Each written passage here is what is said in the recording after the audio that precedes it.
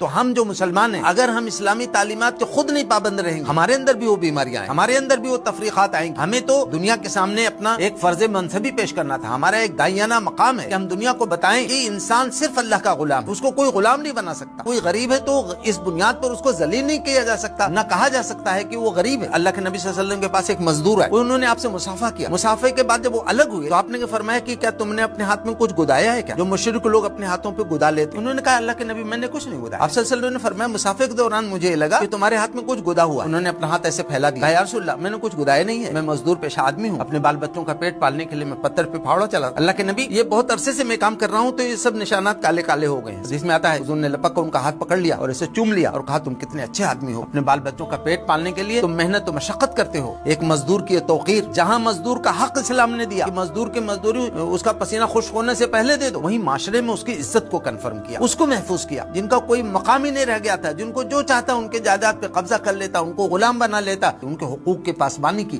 یہ محمد رسول اللہ صلی اللہ علیہ وسلم نے یہ میسج امت کو دیا اور پوری انسانیت کو یہ نعمتیں آپ نے عطا کی۔